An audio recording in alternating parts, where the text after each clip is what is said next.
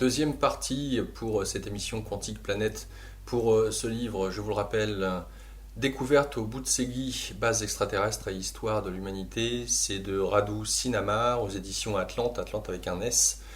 Avec nous, Christelle Seval, l'éditeur. Nous avons Damien pour ce livre, pour ce film, pardon, L'autre terre des dieux qui sortira en DVD disponible à la commande aussi sur Internet au mois de décembre. Et nous avons Daniel Hoffnung, ingénieur, qui a été directement impliqué dans le fait que nous puissions aujourd'hui avoir ce livre en français. Nous étions au département 0 et comment ce dernier a subi, s'il en est, le changement entre le régime de Ceausescu et puis la révolution qui s'en est ensuivie en 1992. Un petit passage que j'aimerais vous lire. En 1992, les rapports entre le département 0 et le nouveau pouvoir en place se clarifièrent. Après la mort de Ceausescu, quasiment personne ne connaissait l'existence de ce département, à tel point que le chef de l'État ordonna la subordination totale et la politisation du département 0, dans le but de contrôler et de centraliser l'ensemble des structures du service roumain d'information. J'accompagnai Obadea, le général, à la rencontre secrète avec le président qui dura plus de 4 heures. Le chef de l'État souhaitait modifier la structure du département et unifier plusieurs sections héritées du communisme. Mais après avoir présenté quelques-unes de nos découvertes, de leurs réalités choquantes, ainsi que leurs implications dans la stabilité politico-économique du pays, un accord fut signé semblable à celui anté-révolution. Il fut juste demandé d'informer le chef du service de renseignement intérieur. La discussion avec ce dernier eut lieu 1 mois plus tard et ne souleva aucun problème. Au contraire, cela nous apporta des améliorations sur le plan administratif et procédurier. Voilà, donc je m'arrête là.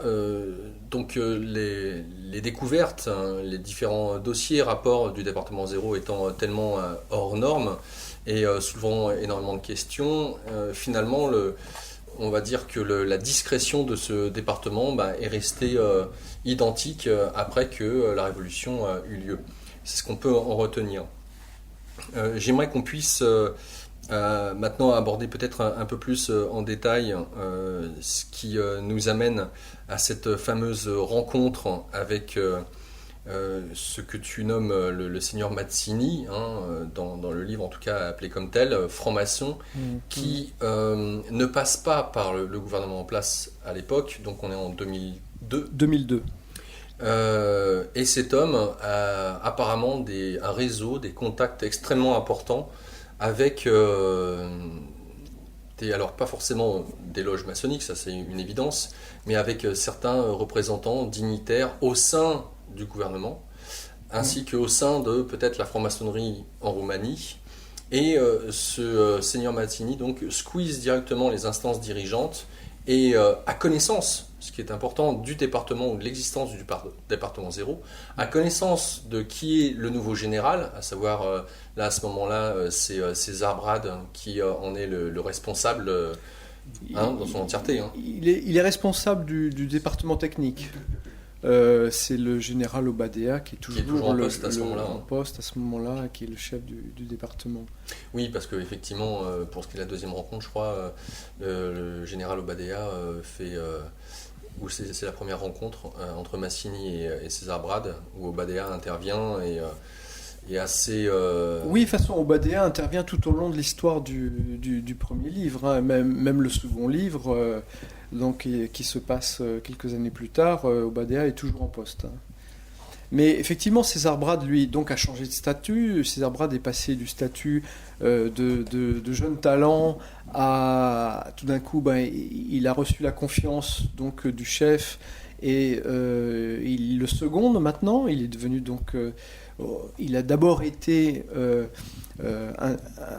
intégré dans l'équipe Action, et ensuite il est devenu donc directeur très jeune du service technique. Et lorsque l'histoire commence sur le Bousségi, c'est-à-dire dès 2002, le satellite du Pentagone qui voit cette cavité, et ensuite tout de suite donc ce seigneur Mazzini qui demande une entrevue avec César,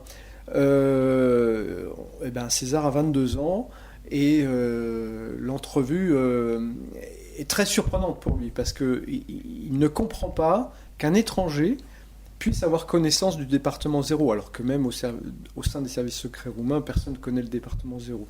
Ça, c'est la première chose qui le choque. La deuxième chose qui le choque, c'est que ce Massini doit avoir des pouvoirs extraordinaires pour pouvoir arriver comme ça en hélicoptère, parachuter du jour au lendemain, pour l'entretenir d'un secret très important. Il se rend compte que c'est un personnage donc extrêmement important. Et Massini, lors de cette première entrevue, alors c'est assez marrant parce que Massini veut absolument pas que l'entrevue soit enregistrée et donc demande à ce que ça se passe à l'extérieur. Il a peur qu'il y ait des micros à l'intérieur des pièces, des salles de conférence, etc. Et il demande à ce que l'entrevue, entre eux deux seulement, se fasse donc dehors. Donc César accepte, il délimite un périmètre de sécurité et tous les deux se mettent à parler. Et ce qui est très étonnant, c'est que Massini ne dévoile même pas, lors de cette première entrevue, l'objectif réel. Il fait comprendre à César qu'effectivement, il va avoir besoin de son aide et qu'il y a quelque chose qui va se passer en Roumanie, mais sans lui dire quoi. Mais ce qu'il y a, c'est qu'il veut, comment dire, à la fois que le département 0 s'occupe de cette affaire et qu'il soit le seul à s'en occuper. La deuxième chose, c'est qu'il demande au département 0 de ne pas prévenir le gouvernement roumain. Et la troisième chose, c'est qu'il veut absolument que César coopère. Et donc, il commence à lui faire entrevoir ce que César pourrait en tirer comme bénéfice. Et là, c'est le tapis rouge, c'est-à-dire pas de problème d'argent, pas de problème de pouvoir, pas de problème de puissance. Il pourra, grosso modo, il promet à César tout ce que César peut demander. Alors, effectivement, Christelle, c'est un des passages les plus importants du livre. Il y a énormément de pages, de la page 118 à la page 155, donc l'entretien entre Massini et César. César ayant certains pouvoirs qu'il a développés avec le docteur Xien, avant même que la rencontre ait lieu, se branche, dit-il, via l'éther, pour savoir un petit peu à qui il a affaire. Et il pressent que ça sera un combat, il parle de combat relativement difficile avec ce personnage.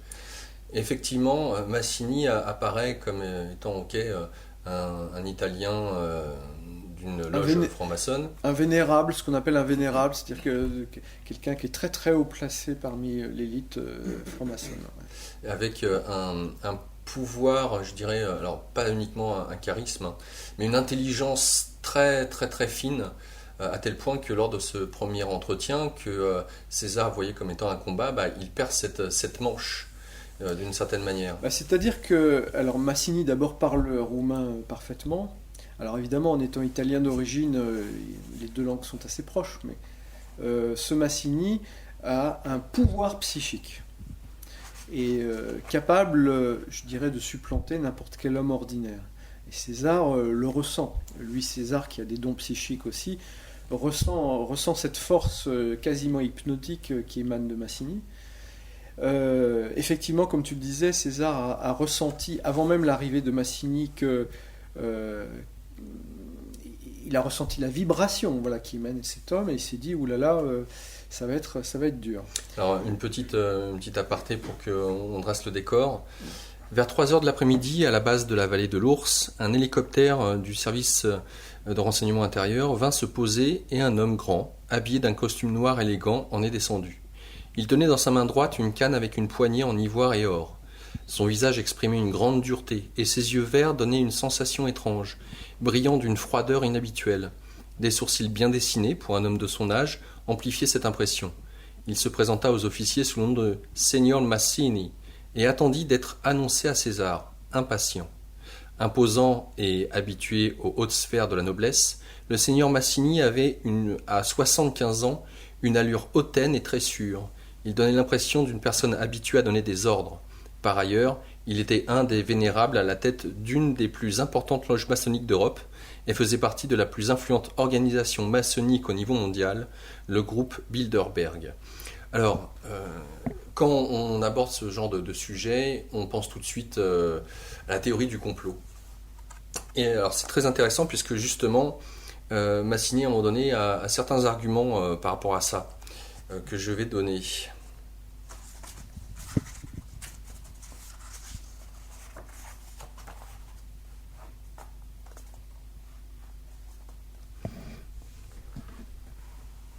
Donc voici une partie du dialogue entre Massini et César Brad.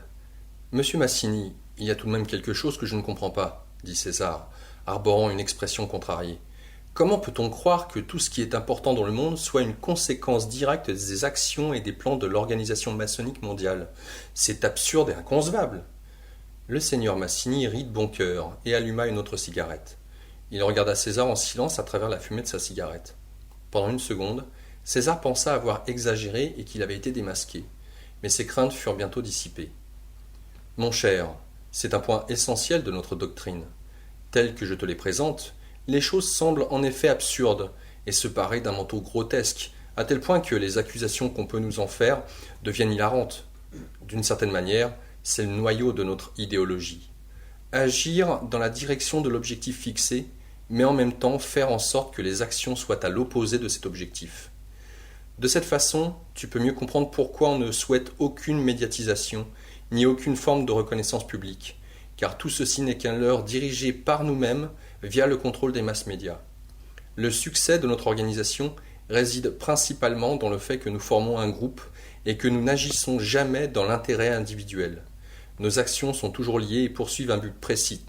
Et l'aide qu'on s'offre mutuellement, ainsi que la discrétion totale, sont essentielles à la réussite globale. En outre, les règles et le serment de notre ordre sont très stricts, et les sanctions sont sur mesure. Donc on voit à travers ces propos comment il pourrait y avoir un complot qui soit peut-être mondial, créé par des instances humaine, quoique on serait limite amené à en douter. Je vais avoir l'occasion de lire à un moment donné un autre passage où Massini dévoile à César qu'il ne peut pas tout lui révéler car cela dépasse son entendement. Et ce plan dont parle Massini remonte à des milliers d'années. Oui. Oui. Je ne suis pas spécialiste du complot Illuminati, nouvel ordre mondial, etc.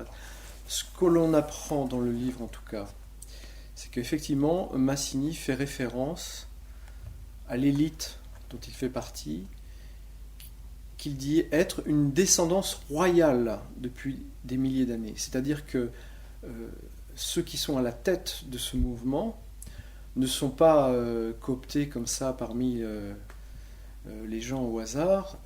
Ils doivent forcément descendre par le sang de lignée royale, et cela depuis des milliers d'années. Ça, c'est une première chose. Une deuxième chose intéressante, c'est que Massini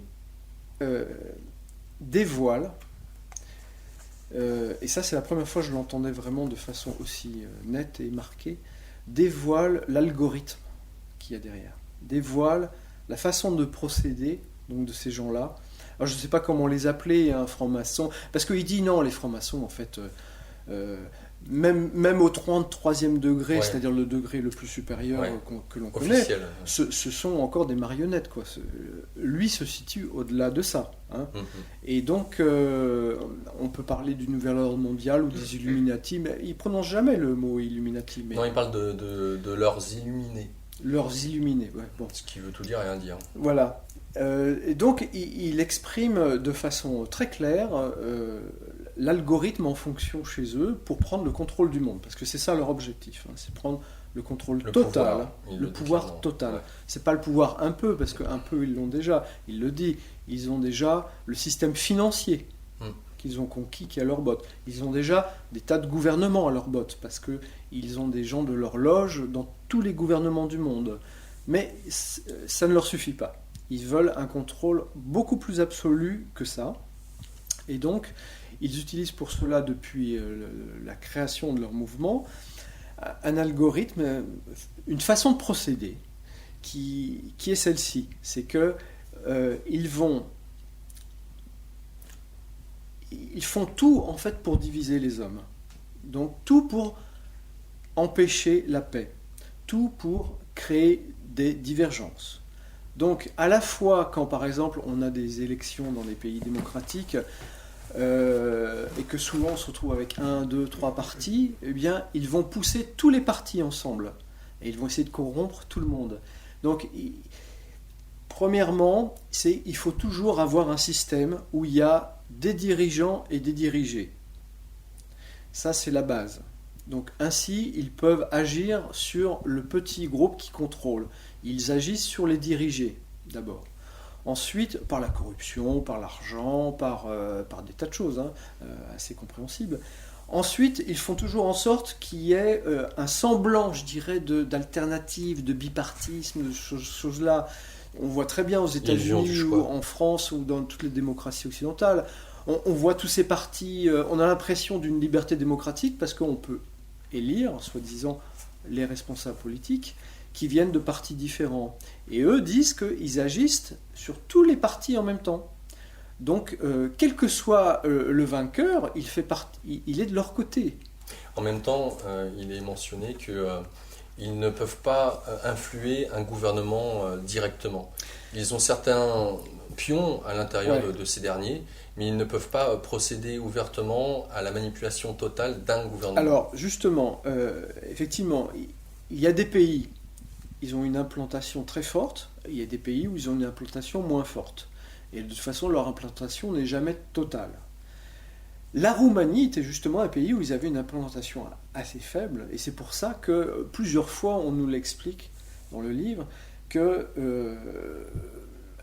Massini et les siens sont un peu paniqués par la situation, parce que justement en Roumanie il manque de levier, il manque de courroie de transmission, et c'est pour ça que Massini est obligé de passer par César pour aller voir ce qu'il y a sous le Boucégi, parce que sans César il ne pourra pas y arriver tout seul.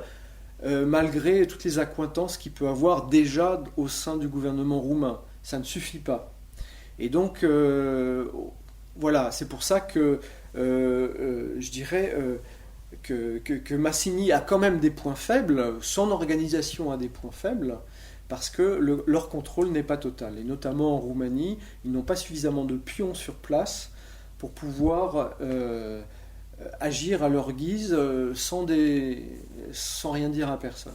Donc voilà, c'est pour ça que Massini et son organisation ont absolument besoin du département 0 pour agir discrètement, sans le dire au gouvernement roumain, au début c'est ça, et d'aller voir ce qu'il y a sous la montagne. Et Massini demande à ce que des maçons participent et aillent voir ce qu'il y a en même temps que César Brad et ses équipes, ce qu'il y a sous la montagne. Et César, dans un deuxième temps, mais il va refuser en prétextant que il peut y avoir des dangers et qu'il ne veut pas exposer les gens aux dangers, et il dit qu'en fait non, c'est parce que lui il voulait se rendre sur place le premier pour voir ce qu'il y avait dans cette cavité, et notamment pour voir ce que Massini voulait voir, parce que César se rend compte en fait que Massini est au courant,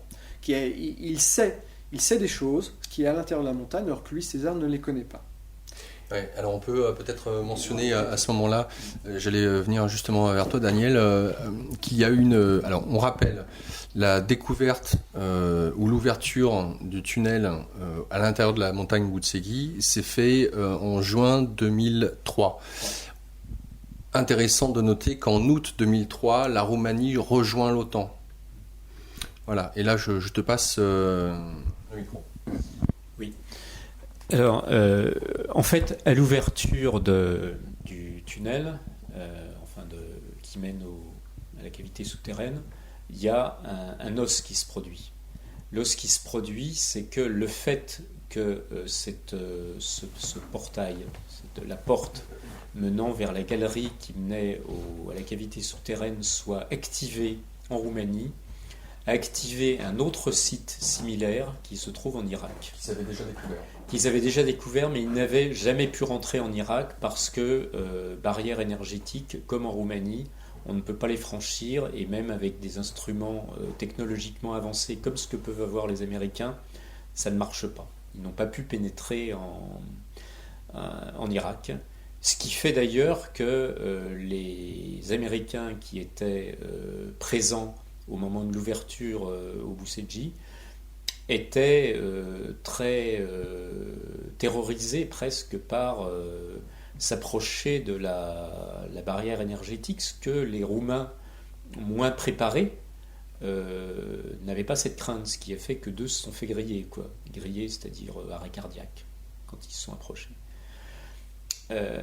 Donc ce qui se passe, c'est que le système en Irak est activé et se met en quelque sorte en alarme, ce qui fait que les militaires américains sont prévenus, ce qui fait qu'ils savent que c'est un système, ils savent à l'époque que c'est un système en Roumanie qui est activé, donc ça remonte au gouvernement américain, et du coup le gouvernement américain est au courant.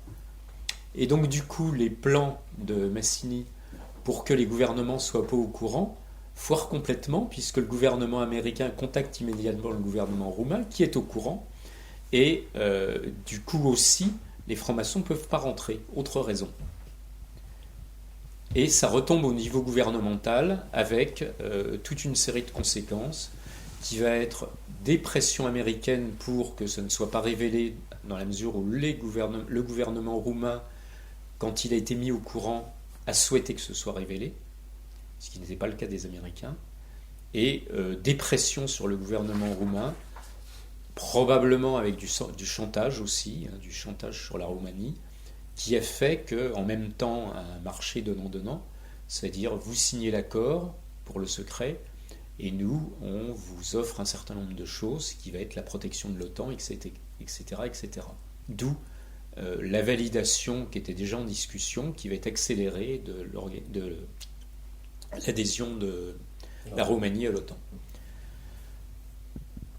Alors, ce que je voulais rajouter par rapport à la partie précédente sur le pouvoir des francs-maçons, oui, mais je ne voudrais pas seulement qu'on se dise que c'est seulement le pouvoir occulte, quoi.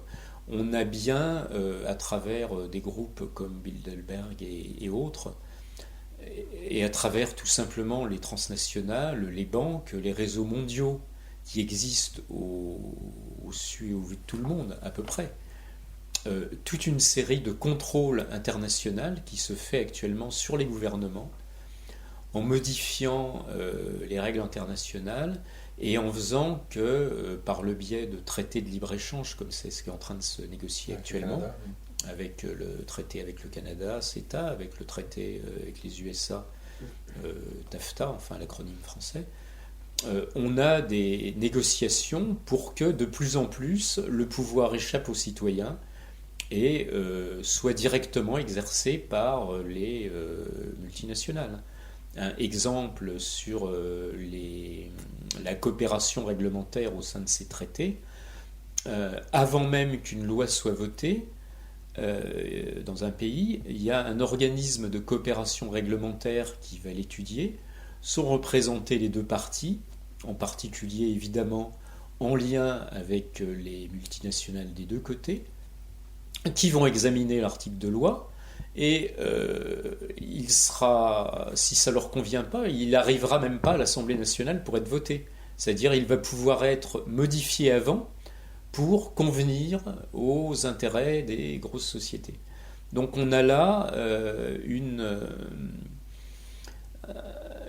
un exemple là complètement concret de la manière dont les grosses sociétés multinationales, les grosses banques sont en train de prendre un contrôle sur les affaires globales au-dessus des citoyens, puisque là c'est quelque chose qui vient au-dessus du vote, au-dessus des parlementaires élus, et qui va venir avant eux pour dicter ce qui doit être dans le traité, ce qui est négociable ou pas négociable, quoi. Donc on a un pouvoir supérieur, ce qui fait que la population, on va dire, n'en est pas réellement consciente, mais de plus en plus, on se dit mais qu'ils soient de droite ou de gauche, finalement, ils font plus ou moins la même chose. Et en fait, c'est ça, cette conscience diffuse dans la population, qui est une défiance vis-à-vis des politiques, puisqu'ils se rendent bien compte qu'ils sont aux ordres.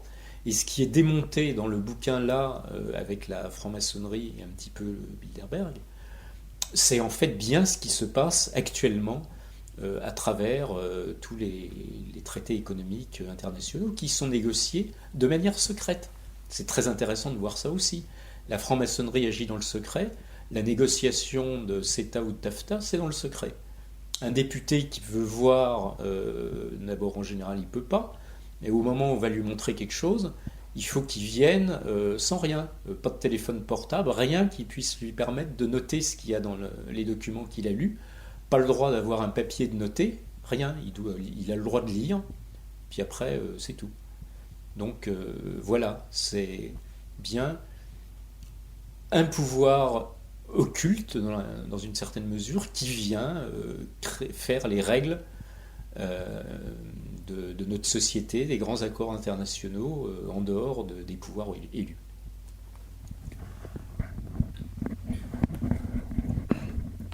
D'ailleurs, on peut noter, comme il est précisé dans le livre, que pour ce qui est de la franc-maçonnerie, Christelle t'en a parlé, c'est vu que le pouvoir est au sein en tout cas verrouillé par des cercles concentriques de secrets. Effectivement, ceux qui rentrent dedans sont initiés à l'aune de ce qu'ils sont incapables d'accepter en fonction de leur conscience, en fonction de leur avidité, en fonction de ce qui les anime en tant qu'être humain, et seuls ceux qui ont, on va dire,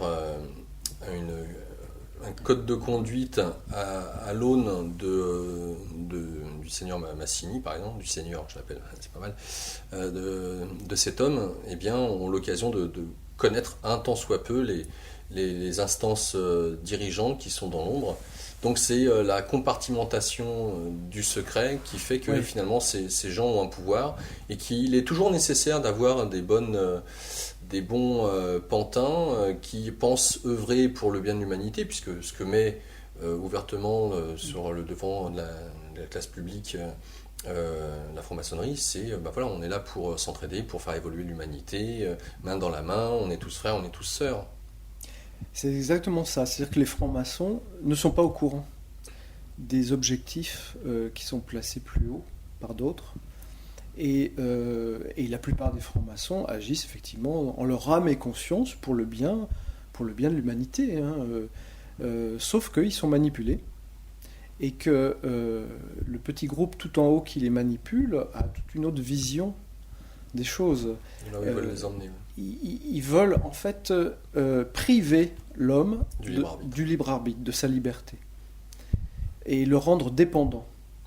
Alors par exemple, dépendant du travail, déjà, où ça c'est bien expliqué, où ils disent que l'homme doit travailler pour vivre, donc pour obtenir son confort, pour obtenir son alimentation, et il fait des emprunts, etc. Enfin, en fait, il passe toute sa vie à travailler, donc il n'a pas le temps de trop de penser et d'être libre pendant ce temps-là. Tout ça, c'est programmé. C'est une volonté, parce que d'une façon générale, on pourrait penser qu'avec l'arrivée des machines, des robots, de l'intelligence artificielle, avec l'arrivée aussi de la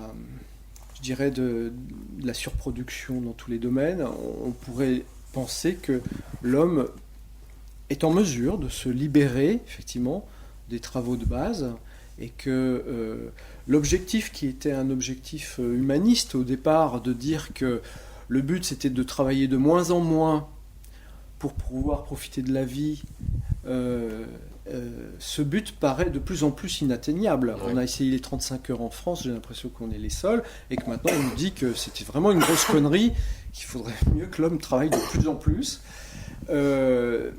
Mais plus en plus, pourquoi ? Enfin, je veux dire, on a tout ce qu'il faut pour bien vivre, et on voit très bien que les sociétés en général nous demandent de travailler de plus en plus. Et il y a quelque chose qui ne va pas là. Et effectivement, ça va très bien. Je veux dire, on sent très bien, il y a des économistes qui le disent, il y a une confiscation de la démocratie par des oligarques, par l'oligarchie. C'est-à-dire qu'en fait, il y a un petit nombre de possédants, de gens très très riches, de familles peut-être aussi à la base, un petit nombre de gens qui dictent leur conduite au monde entier. Donc on a l'impression de vivre dans un système démocratique, mais qui ne l'est pas en fait. Le système est quand même à la solde, à la botte, de gens très très riches qui dominent le secteur financier, le secteur industriel. Et, ce que Kennedy appelait le complexe militaro-industriel. Voilà, après bon, voilà, c'est un autre débat. Et puis je suis pas spécialiste, mais ça devient de plus en plus une évidence. Voilà, aux yeux de tout le monde. Damien, tu voulais dire quelque chose peut-être ? Non, j'étais en train de dire effectivement, mon opinion rejoint totalement ce que dit Christelle. Donc je rajoutais juste alimentaire et pharmaceutique aussi. Oui. Donc voilà, on est totalement cerclés. Nous sommes que du bétail après tout. Et je pense qu'on assiste aujourd'hui de plus en plus à des groupes, des communautés sur Internet, de gens qui prennent conscience, qui se rassemblent, qui réfléchissent, qui veulent changer les choses, qui veulent aussi, qui se rendent compte que consommer de façon intelligente et de façon responsable est finalement l'arme du citoyen. Voilà, donc on a un éveil des masses aujourd'hui qui est en évolution et j'espère qu'il va prendre de plus en plus d'ampleur car c'est important que les gens que nous sommes, les citoyens, sortions de cet individualisme dans lequel on nous force à être finalement, nous diviser, nous placer dans une zone de confort pour éviter que nous nous rassemblions, pour éviter que nous réfléchissions et que nous pensions de nous-mêmes. Et je pense que cette prise de conscience est pour moi vitale pour la suite des choses, pour demain, pour notre avenir à tous. C'est ce que d'ailleurs précise César dans le livre, de l'importance du fait de pouvoir transmettre toutes ces informations, de l'éveil des peuples, car ce qui est très intéressant de ce que je viens de lire précédemment, c'est que ces différentes loges, ces différents clubs, groupuscules et autres sont très très très unis. Ils ont un plan et dans ce sens-là, chacun contribue à faire en sorte que ce plan prenne forme dans la matière. Et on peut y apprendre de ce que nous dit César que c'est pour ceux qui sont du cadre de l'élite, sont des mages noirs qui utilisent et qui ont conscience de la manière dont les énergies ou l'énergie universelle peut être utilisée à des fins égocentriques. Et c'est ce que met en perspective justement César. Il y a aussi un phénomène qui est intéressant, c'est qu'une personne qui prend conscience de quelque chose va avoir une influence sur une personne qu'elle va côtoyer sans même forcément essayer de lui faire prendre conscience. C'est-à-dire que l'information peut être aussi à un niveau énergétique. C'est-à-dire qu'une prise de conscience fait qu'on a une sorte de changement de fréquence finalement. Changement vibratoire. Il y a plein d'études qui ont été faites sur les vibrations, sur les éléments organiques, sur l'eau, sur des tas de choses. On sait qu'une personne qui prend conscience de quelque chose va modifier, c'est pas visible, mais va modifier son champ énergétique, son champ vibratoire. Et ce champ, en fait, n'importe comment, inéluctablement, va contaminer, si je puis dire dans le bon sens, les autres choses alentour. Donc, effectivement, il est fort probable qu'il y ait des organisations secrètes, occultes, qui s'évertuent à justement, par des rituels, par des tas de choses, à assombrir ce monde, à faire, on va dire, à baisser la fréquence de ce monde, à nous tirer vers le bas. Mais justement, c'est ça qui est intéressant, c'est que individuellement, chaque prise de conscience qui peut se faire à l'individuel peut tout changer, quoi. Alors, j'aimerais vous lire des propos de César quand il s'adresse à Radu Sinamar qui peuvent être très déroutants. Je rappellerai juste que César a été initié par un lama tibétain, le fameux docteur Tien, et que la vision manichéenne qu'on peut avoir du bien et du mal, eh bien là, avec les propos que je vais lire, on sort un peu de ce cadre. Tu dois avoir confiance et persévérer dans les actions bénéfiques que tu accomplis. En dernière instance, même les forces du mal sont subordonnées aux forces du bien. Un des plus grands mystères de l'univers est le rôle occulte que les forces maléfiques jouent dans le contexte de l'évolution, dans la façon dont le mal est encadré dans l'économie de la création. J'étais bouche bée. Que veux-tu dire? Que même le mal a un rôle dans notre vie? Un rôle très important même. Mais pour bien le comprendre, tu dois avoir un esprit ouvert et totalement dépourvu de préjugés. Le fanatisme, surtout le religieux, ne fait pas bon ménage avec l'évolution spirituelle. J'acquiesçais en silence. J'écoutais attentivement, assoiffé des valeureuses explications que César m'offrait. Le fait que dans l'univers existe le bien et le mal est la preuve qui atteste de l'existence de la liberté de choix de l'être humain. En d'autres termes, cela témoigne de sa volonté d'exercer son libre arbitre. Souvent, l'homme choisit le mal car cela fait partie de sa nature autodestructrice. Autrement dit, dans l'ignorance, l'homme choisit de s'autodétruire, préférant ainsi la négation de soi. Si l'on analyse en profondeur le choix du mal est une lutte entre son être et l'anéantissement. C'est le mystère entre le rapport du bien et du mal, car c'est le but caché de la présence des forces du mal dans l'univers et par conséquent sa présence dans la vie de chaque être humain.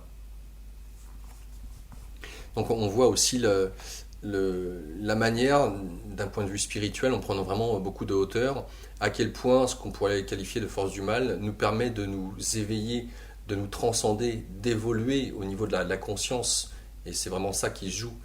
Et César, à travers cette explication, j'allais dire, où s'approche d'une vision non-duelle que peut avoir certains bouddhistes, par exemple, où on retrouve ces polarités que sont le yin et le yang, où au-delà du côté manichéen, du bien et du mal qu'on peut avoir en Occident, et bien là, on verrait une certaine force de complémentarité entre ces deux énergies en apparence opposées. Tu voulais rajouter quelque chose, Christelle? Oui, tu le soulignais, et c'est très juste. Il n'y a pas de liberté sans bien et mal. Une liberté dans un monde où il n'y aurait que du bien, ça ne serait pas une vraie liberté. Justement, nous pouvons, en tant qu'être humain, avoir le libre choix, le libre arbitre, parce que, justement, il y a le choix entre une polarité et une autre. Et au-delà de ça, effectivement, ces deux polarités du monde duel, c'est l'énergie du monde duel, c'est l'énergie qui fait fonctionner tout cela. Lorsqu'on se place au-dessus, dans une position non duel, on voit que le moins est aussi nécessaire que le plus. Voilà, ça fait partie du moteur, espèce de moteur électrique qui entraîne tout ça, et que s'il y a de la lumière, il y a de l'ombre. C'est absolument indissociable. Donc effectivement, dans l'économie, je dirais dans l'économie du monde et de sa signification, les deux polarités sont absolument nécessaires. Donc il ne faut pas voir forcément le mal comme quelque chose où il faut lutter contre. Non, il faut juste l'éclairer. Il ne faut pas faire la guerre au mal, il faut juste l'éclairer. C'est tout. D'ailleurs, c'est ce que met en perspective Arseny Boka quand il parle du bien et du mal, sur le fait justement de... Alors c'est intéressant pour un saint orthodoxe qui se trouve sous la coupe du régime de Ceausescu, d'avoir quelque part beaucoup d'amour pour ce dictateur et la manière dont sachant très bien ce qu'il allait lui arriver. Oui, parce que Arseny Boka était au courant que Ceausescu voulait l'assassiner. Et il dit je vais les laisser faire. Mon temps est venu, ils veulent m'assassiner, je les laisse faire. Donc il était au courant du complot, il savait très bien ce qui allait lui arriver et il s'est laissé faire. Ouais. Je cherche juste à un moment donné parce que il y a César qui explique pourquoi il tient à ce que cette histoire soit rendue publique.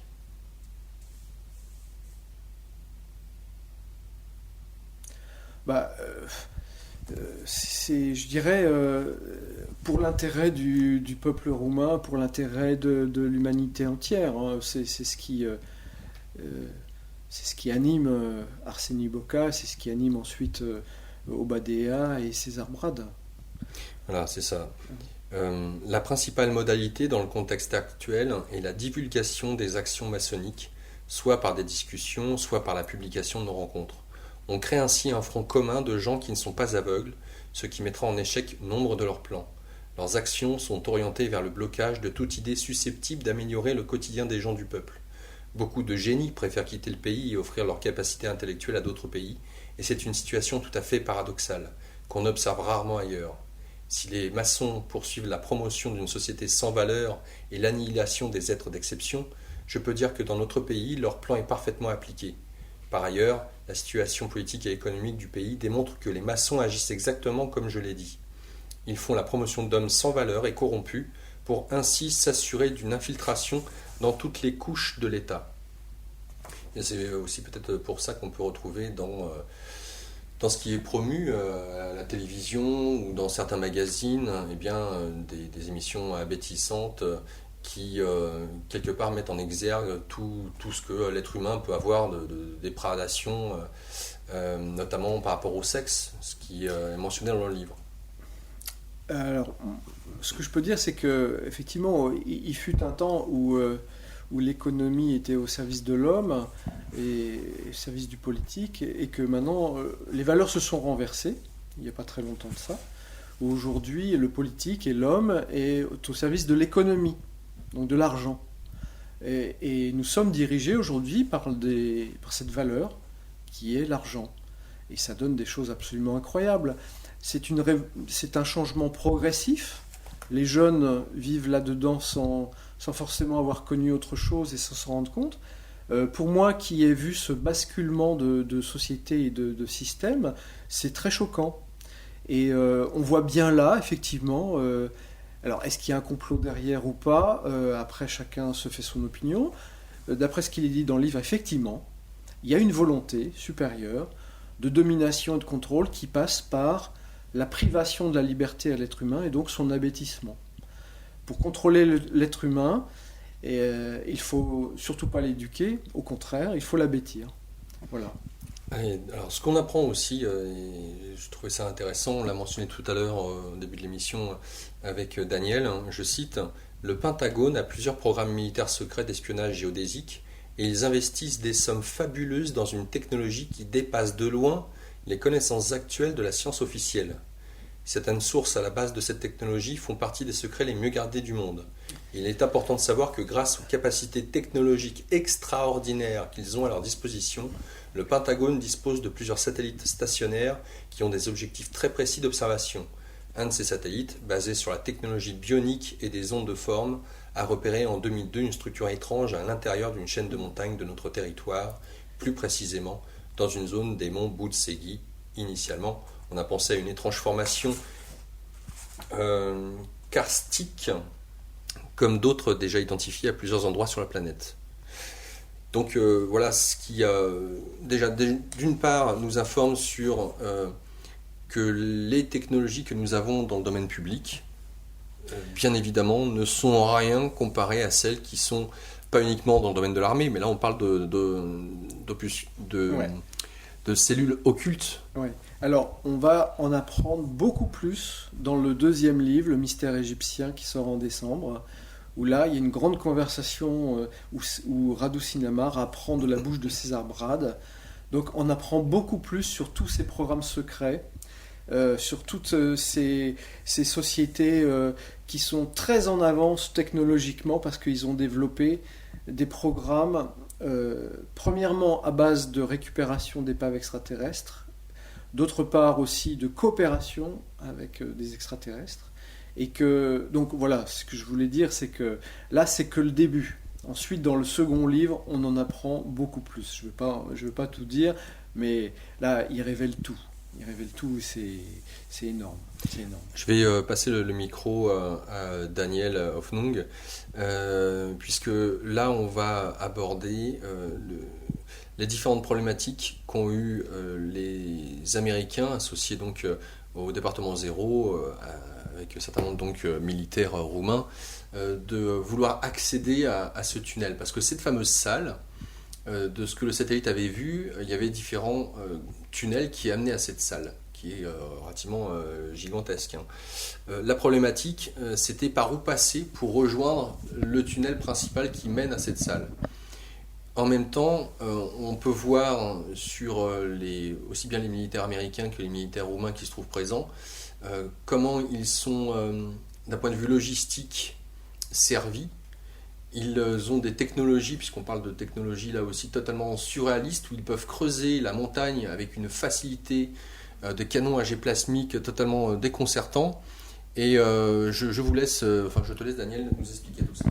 Oui, alors effectivement, quand ils désirent, puisque le tunnel, en fait, ils ont, par leur système d'observation par satellite, ils ont une connaissance de la grande cavité souterraine et ils ont connaissance de la galerie qui y mène, qui est une galerie qui part d'abord sur la gauche, ensuite à un virage dont l'angle est connu et repart en direction de l'entrée de la salle souterraine.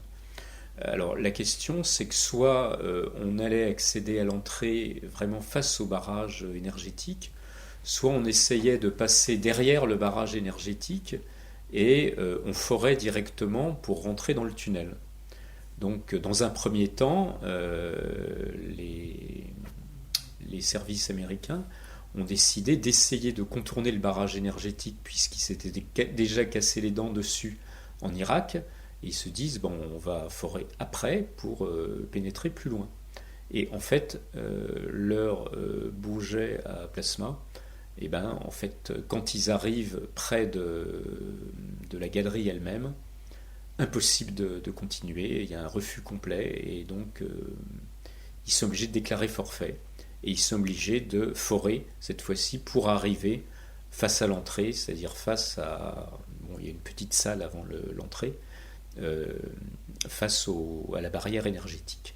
Et là, on va se trouver dans une situation différente, c'est qu'il va falloir lever la barrière énergétique. C'est là où ce que j'ai dit tout à l'heure, c'est que les Américains qui étaient présents savaient que cette barrière était d'une part infranchissable, d'autre part très dangereuse, donc ils ne s'en approchent pas. Et il y a 2 Roumains qui, eux, sont moins prudents, s'en approchent et arrêt cardiaque immédiat, et comme si ça avait disjoncté, quoi. Alors qu'est-ce qui se passe avec César? Pourquoi Et alors César, lui, comprend d'emblée ce dont il s'agit et repère à gauche de la... En fait, il y a une porte dans le rocher, hein. Il y a une porte qui est en roc aussi, mais il y a une porte qui ferme l'accès. Et en fait, il repère une plaque qui est à gauche de l'entrée, légèrement en hauteur, et il voit que cette plaque doit être sûrement la commande. Il s'en approche, lui n'est pas inquiété parce qu'il a... je dirais qu'il a le niveau vibratoire ou énergétique qui permet de passer. Et quand il touche de la main la plaque, la porte en mur, enfin, qui est en pierre se met à coulisser et disparaît, enfin se met à glisser dans la paroi et ouvrant l'accès au passage, qui est une grande galerie et qui est une galerie éclairée de l'intérieur sans le moindre appareil d'éclairage. Oui, par des lumières bleutées. Oui, mais il n'y a pas d'appareil d'éclairage. Donc elle est éclairée. Elle est éclairée, quoi. Elle est éclairée, mais c'est quelque chose qu'on retrouve dans d'autres choses. Hein. Quand on lit le bouquin OVNI en France qui a été évoqué tout à l'heure, quand Robert va dans la base extraterrestre, celle-là, dans l'Himalaya, c'est pareil, c'est éclairé de l'intérieur, mais il n'y a pas d'appareil d'éclairage. On l'a mentionné entre nous. Oui, voilà. Alors on l'a peut-être pas mentionné. Oui, voilà. Non, mais tu peux le oui, alors je vais dire un petit peu de quoi il s'agit. Donc il y a un bouquin qui a été publié aux éditions Atlante aussi, qui s'appelle OVNI en France, qui est un témoignage. Alors il y a plusieurs parties dans le livre. Hein. Il y a une première partie qui est une série de courts témoignages d'observations d'OVNI, quelquefois des observations très brèves, quelquefois des observations un petit peu plus longues. Et il y a une deuxième partie qui est entièrement le témoignage d'une personne qui était le fils d'une famille de paysans de l'Aveyron, qui ont observé en 67, on va dire, ça commence en 67, une série d'apparitions de boules lumineuses dans la cour de leur ferme. Et donc Robert a voulu suivre ces boules, à un moment on les suit en voiture. Bon, il y a toute une série d'événements qui se poursuivent par des visites d'extraterrestres, mais qui sont des humains un peu plus grands que nous, mais qui sont des humains, dans sa chambre. Ça dure 2 ans. Il lui donne un certain nombre d'enseignements, après des débuts très difficiles, puisque au début, ils sont sur leur garde, et lui aussi, et qui aboutit à proposer à Robert de venir les accompagner en soucoupe volante dans leur base. Ils lui disent pas d'emblée où c'est, mais après ils lui disent dans l'Himalaya. Et en fait, quand ils arrivent dans la base, en soucoupe volante, ça met pas longtemps, à 40 000 mètres d'altitude, ils donnent l'altitude où ils se déplacent, ça met 1 heure à peu près d'aller dans l'Himalaya. Et là, c'est éclairé de l'intérieur, mais il n'y a pas d'appareil d'éclairage. Donc on retrouve quelque chose qu'on retrouve dans la description ici, quoi. Alors, une des questions qui ressort, c'est que ce tunnel qui est éclairé par des lumières changeantes qui agissent apparemment sur l'état d'être des personnes présentes. Alors on a l'impression qu'il y a quelque chose qui est un petit peu biologique presque dans le revêtement des parois. Alors c'est pas une impression, c'est qu'ils n'ont pas réussi à... Alors les militaires sur place avec les scientifiques... Oui. Merci. C'est que les militaires sur place avec leurs scientifiques n'ont pas pu, ne serait-ce que prendre un tant soit peu des morceaux, des échantillons de la paroi. Et c'est impossible. C'est extrêmement dur et en même temps impossible de savoir comment cette lumière ou l'énergie du bouclier, par quelle source énergétique elle est alimentée, on ne sait pas. Et par contre, ce que les scientifiques pensent, c'est que c'est un mélange de matière organique et non organique.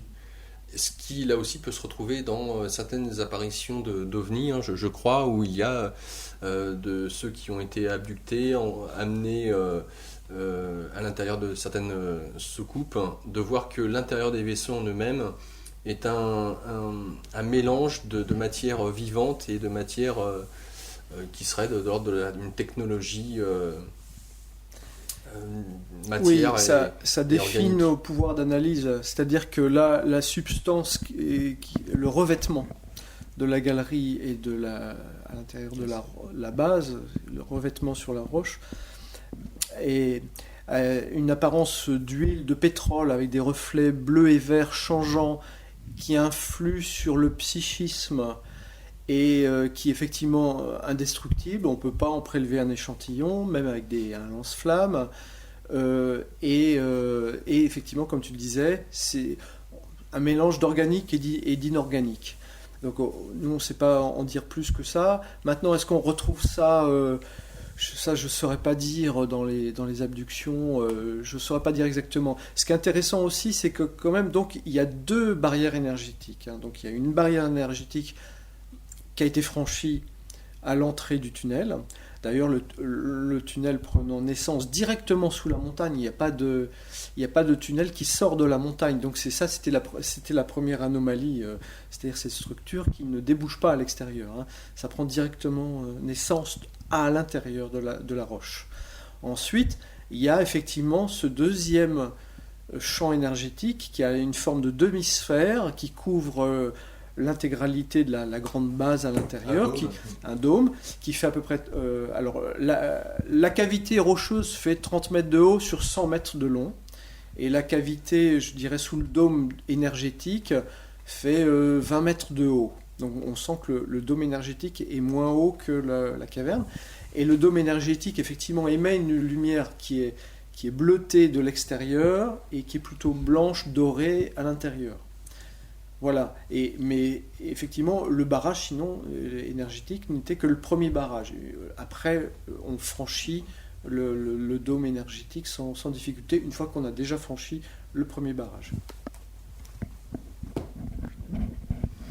Alors c'est à ce moment-là où justement il y a un problème diplomatique entre le gouvernement américain et le gouvernement roumain, puisque c'est à partir de là où Massini est amené à sortir du projet. Ouais.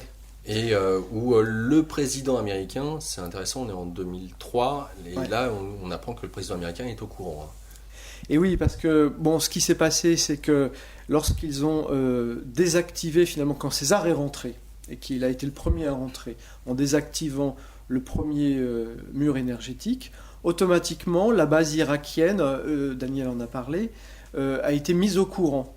Et comme les Américains avaient envahi l'Irak notamment pour aller voir ce qui se passait dans cette base irakienne et qu'ils ne pouvaient pas pénétrer, tout d'un coup, ces Américains, ces militaires, ont vu un hologramme qui leur montrait que sous le Boucégi, en Roumanie, se passait quelque chose. Et donc ils ont compris que la base irakienne était en relation avec la base roumaine. Et donc les militaires américains en Irak ont fait remonter l'information, et c'est arrivé comme ça jusqu'au président des États-Unis qui tout de suite a appelé le président roumain en disant mais qu'est-ce que c'est que cette histoire? Qu'est-ce qui se passe? Il faut qu'on soit au courant. Et le président roumain n'était pas au courant. Donc voilà, c'est comme ça que les deux gouvernements ont été au courant. Et lorsqu'ils ont su... Alors ensuite, il y a eu une pause diplomatique parce que tout le monde a dit stop. Donc les activités dans la base du Boucégi ont dû stopper. Et pendant ce temps-là, effectivement, les gouvernements ont pris la direction des opérations. Donc du coup, Massini est parti et on l'a plus revu. Et ensuite, les gouvernements ont donné ensuite le feu vert à la poursuite des opérations. Mais il a fallu entre-temps que Obadea et Brad indiquent au gouvernement roumain ce qu'ils étaient en train de faire, parce que le gouvernement roumain n'était pas au courant. Et donc là, ça a donné lieu à des débats assez longs et assez mouvementés, et ils ont décidé de tout dire. Le département 0 a tout dit au gouvernement roumain de l'époque, qui a finalement accepté qu'ils continuent leurs opérations, et que le département 0 continue son existence comme elle l'avait précédemment. Donc avec des accords qui ont été faits avec le gouvernement américain, d'où l'entrée dans la foulée en août 2003 de la Roumanie dans l'OTAN, comme nous l'avait dit Daniel au tout début. D'autres certainement accords de passé dont on ne parle pas, on ne mentionne pas. Alors par exemple, il y a l'accord, donc le 10 août 2003 est signé donc l'accord américano-roumain, l'entrée accélérée de la Roumanie dans l'OTAN, et en septembre 2003 est signé aussi un accord de coopération militaire entre la Roumanie et Israël. Voilà, je pense que c'est important à mentionner parce que pour certaines raisons, le gouvernement roumain ne voulait pas que les Américains soient les seuls dans cette affaire-là. Ils ont essayé d'impliquer d'autres personnes. Bon, c'est pour ça qu'après, en 2010, il y a un hélicoptère israélien militaire. On a appris qu'il s'était accidenté sur une des montagnes non loin du Boucégi, qui a donné... Enfin, il y a eu plusieurs morts, etc. Mais effectivement, quand on a une information comme ça, après on se demande pourquoi est-ce qu'il y a des militaires israéliens qui se baladent dans le coin. Et ben voilà, tout vient de là aussi. Alors moi je ne sais pas quel est le degré de connaissance des Israéliens de l'affaire du Boucégi, mais à mon avis ils sont mis dans la confidence, quoi, ou du moins à un certain niveau, oui. Je vais repasser le micro à Daniel. À nouveau, puisqu'ils arrivent dans ce grand globe, cette sphère, cette demi-sphère en tout cas, qui est gigantesque. Christelle nous a donné les dimensions. À nouveau, une barrière qui se trouve énergétique, et César Brad avec Radu Sinamar arrive devant cette pièce. César connaît déjà bien entendu ce qui se trouve dans la pièce. Radu va découvrir, et on va découvrir avec lui ce qu'il voit. Et là, c'est surréaliste. Oui, puisque la visite avec Radu Sinamar se passe après. Ça se passe, alors je ne me rappelle plus, c'est 2 mois après, je crois. Après la découverte. Donc César obtient la possibilité de revenir, cette fois-ci faire visiter le lieu à Radou-Sinamar, en sachant que cette visite sera très cadrée, en particulier dans le temps, dans ce qu'ils pourront voir. Ils n'auront pas le droit de voir tout, mais ils pourront quand même voir, on va dire, l'essentiel. Et lors de la visite où Radou-Sinamar, cette fois-ci, est présent, on passe les 2 barrières énergétiques sans problème. Enfin, la première est ouverte, hein, ça y est, c'est terminé, quoi, on va dire. Et la salle est étonnante parce qu'il y a d'abord des tables des 2 côtés, mais des tables qui sont à hauteur, qui ne sont pas pour des humains, puisque c'est des tables qui à quasiment 2 mètres de haut. Donc il faut imaginer des créatures géantes de 4 mètres de haut, de 4 mètres 50 de haut, quoi. Donc c'est à peu près la taille que devaient avoir les personnes qui ont construit cette base, et c'est d'ailleurs la taille des squelettes assez nombreux, hein, je crois que j'ai vu le chiffre de 80 si je me rappelle bien, qui ont été trouvés en Roumanie. Un peu plus d'une centaine. Un peu plus d'une centaine, ont oui. été retrouvés en Roumanie, oui. Voilà, donc on a retrouvé des squelettes nombreux de cette taille-là, justement. Concernant ces squelettes, d'ailleurs j'interpelle aussi Damien là-dessus, sur le net circule bon nombre de photos. Alors photoshopées ou pas, je ne sais pas. Quel crédit accorder à ces photos qui montrent des squelettes de géants? Il y a, sans vouloir trop être certain à 200%, il n'y a aucune, on va dire à ma connaissance et aux connaissances des spécialistes, de photos de squelettes géants authentiques sur Internet. La plupart ont été démontrées comme étant des canulars, puisque c'était des photos qui avaient été faites dans l'exercice de concours sous des logiciels de retouche d'image, de photomontage. Donc voilà. Il se trouve que je suis allé en repérage en avril 2015 et que par le plus grand des hasards, je me suis retrouvé à la table d'un ministre roumain, donc je ne citerai pas la fonction, je ne citerai ni le nom, un ministre roumain et son conseiller, qui m'ont confirmé qu'il y avait bien des squelettes géants qui avaient été retrouvés en Roumanie, donc ils m'ont confirmé, et ils m'ont dit avec grand relève que toutes les photos qu'on pouvait voir sur Internet, à leur connaissance, aucune n'était vraie ni authentique. Voilà. Donc à la suite de cela, moi j'étais avec à cette tablée, il y avait aussi le président de l'ASFAN. Donc en fait c'est l'association des études des phénomènes aérospatiaux en Roumanie, donc l'équivalent en France du GEPI, je crois, non ? GEPAN, pardon, oui, je confonds. Et cette personne avait eu aussi l'occasion de rencontrer un des hommes encore vivants à l'époque qui avait participé en fait aux fouilles, aux excavations archéologiques, donc dans une zone au sud de Bucarest, à 2 heures de route de Bucarest, donc qui est la citadelle de Argedava. Je ne sais pas si ça parle à nos invités. Argedava, qui était en fait l'ancienne citadelle du roi Boris-Bistar. Et à la base, ils étaient partis pour trouver, pour mettre à jour certaines reliques archéologiques, des trésors, de l'or, puisqu'il y a énormément d'or en Roumanie. Et encore aujourd'hui, il n'y a aucun crédit qui n'est accordé aux recherches archéologiques, aucun financement, c'est terminé.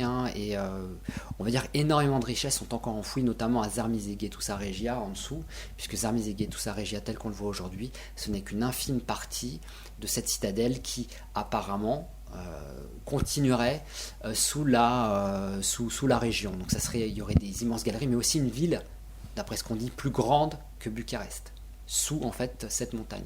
Donc ça fait partie d'un sujet que je développe dans le livre en parallèle du film, parce que en 1h40 on n'a pas le temps de tout développer, on doit survoler, mais le livre en fait qui porte sur le film Notre Terre des Dieux sera un complément d'information où je viendrai donner en détail justement toutes ces indications concernant ça.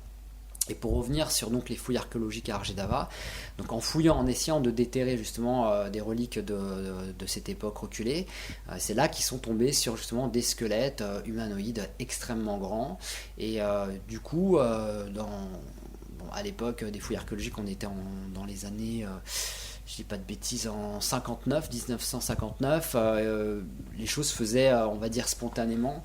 Donc à partir de là, il y a les villageois en fait aux alentours qui ont été, pour ceux qui le voulaient, missionnés pour en fait participer aux fouilles archéologiques. Et ce qui est assez marrant, c'est que l'archéologue de l'époque, qui était en charge des fouilles, s'appelait Dino Rossetti, c'était aussi un Italien. Et donc ce Dino Rossetti, c'est lui qui était en charge donc d'excaver ces squelettes. Et dès que les villageois en fait tombaient sur les os, ils les faisaient repartir chez eux. Et là, il y avait une équipe en fait qui prenait le relais, donc des équipes de Bucarest, qui étaient chargées de terminer en fait les os et les chargeaient à l'arrière de camions bâchés. Et tout ça, ça partait vers Bucarest. Voilà. Donc cet homme qui s'appelait Ionita Florea, qui aujourd'hui est décédé, mais on a la chance d'avoir en fait on va dire l'unique témoignage qu'il avait donné. Donc il faisait partie de ces fouilleurs à l'époque. Il était très jeune, il était adolescent. Et quand ils ont trouvé ces squelettes, ses parents lui disaient que effectivement il y a d'anciennes traditions, d'anciens mythes qui disent que à cet endroit-là il y avait des gens dans des temps reculés et qu'ils étaient appelés les Gédovi. Et les Gédovi en roumain, ça veut dire juifs. C'est assez marrant quand même. Et donc ces Gédovi étaient des géants.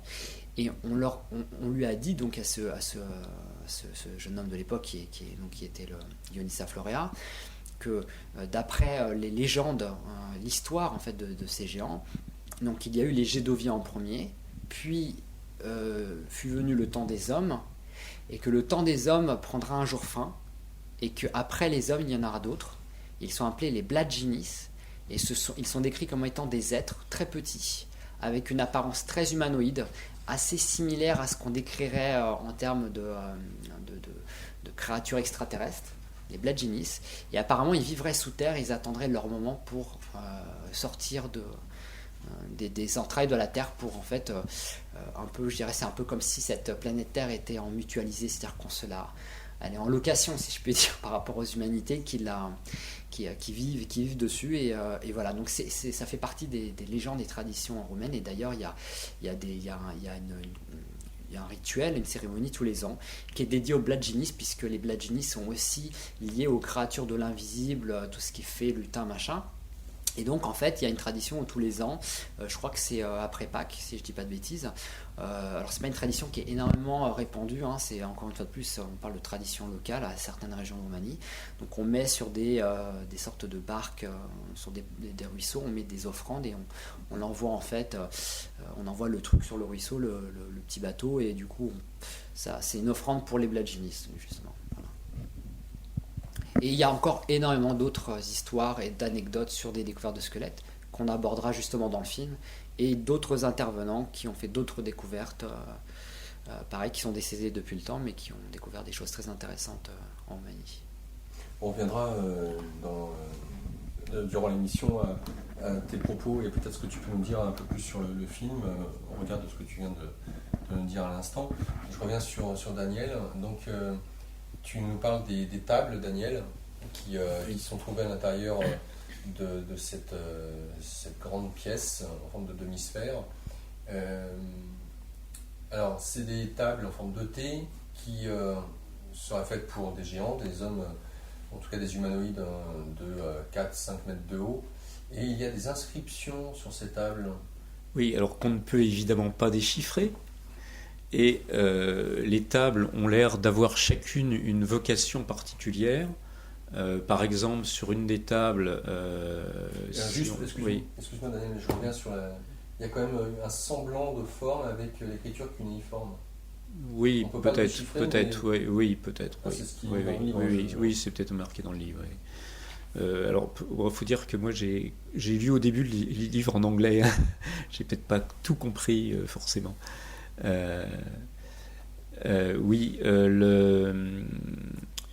Les tables ont chacune une vocation particulière. Par exemple, sur la table sur la biologie, on peut avoir le corps, l'intérieur du corps, les différentes circulations dans le corps, et puis après changer d'échelle, aller à la cellule, aller à l'ADN, aller beaucoup plus bas.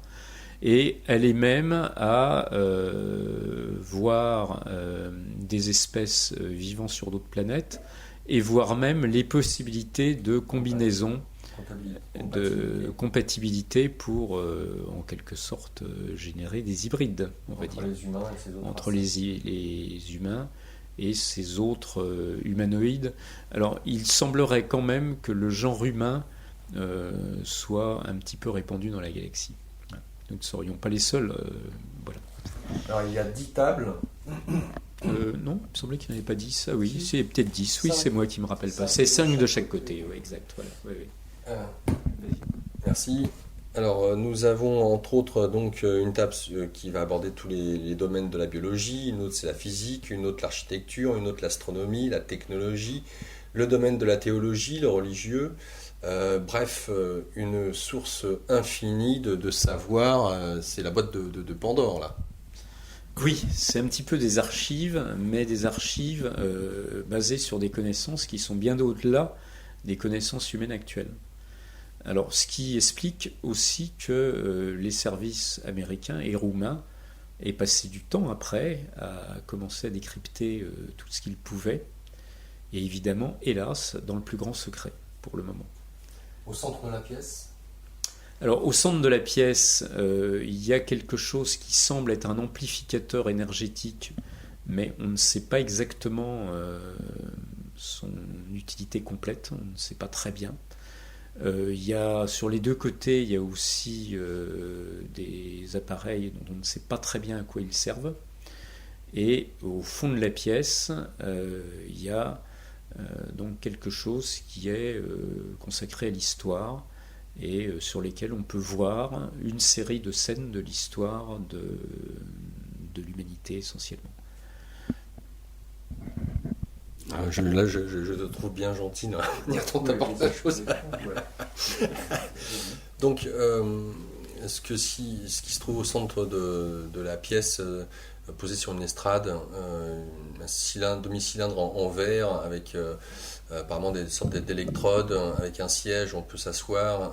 César dit à Radu Sidamar que ça serait un moyen d'expansion de conscience, de pouvoir voyager ou d'expandre sa conscience. Il y a effectivement des sortes d'antennes qui se trouvent sur 4 antennes, 2 de chaque côté de la sphère. On ne sait pas encore, à ce moment-là de l'histoire en tout cas, à quoi peuvent correspondre.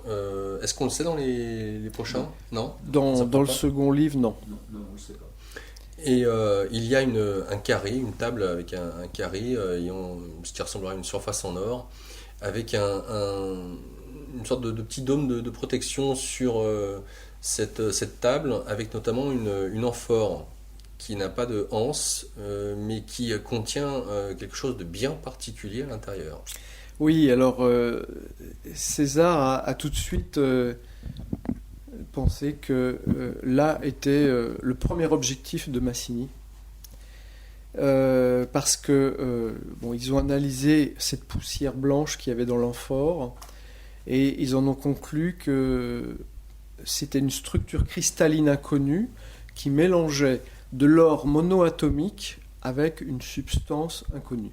Alors l'or monoatomique, voilà, c'est ça, c'est toute la question. Qu'est-ce que c'est, à quoi ça sert ? Alors, ce que l'on sait sur Terre aujourd'hui, quand on regarde sur Internet, etc., l'or monoatomique, c'est un peu le Graal des alchimistes. C'est-à-dire, c'est l'objectif ultime c'est l'or dans sa formule la plus pure, qui aurait des tas de vertus. Alors, l'alchimie déjà dit beaucoup de choses sur l'or monoatomique, mais il y a aussi des recherches scientifiques qui ont donné déjà des résultats sur ce qu'on connaît de cette substance, notamment ce qu'on appelle les ormes ou ormus. Alors orm, O-R-M-E-S, en fait c'est un acronyme, ça veut dire Orbitally Rearranged Monoatomic Elements. En fait tout est parti d'un Américain dans l'Arizona, le gars s'appelait Hudson, et dans ces terres il y avait des substances, il voulait savoir ce que c'était, et donc il a poussé les investigations plus loin, et c'est lui qui a fait connaître un petit peu ça, les ormes, l'ormus, l'or monoatomique. En fait, d'après ce que l'on croit savoir, ces substances se sont révélées très étranges. Notamment, cela peut changer de poids, cela peut devenir complètement à poids zéro, c'est-à-dire se mettre en lévitation. Ça peut changer de couleur selon la température. Bon, c'est un élément très mystérieux. Et il est dit, tout le monde dit d'ailleurs, que ce soit les alchimistes ou les scientifiques qui ont fait des recherches à cette époque-là, que ça peut avoir un effet positif sur l'ADN et sur les cellules humaines.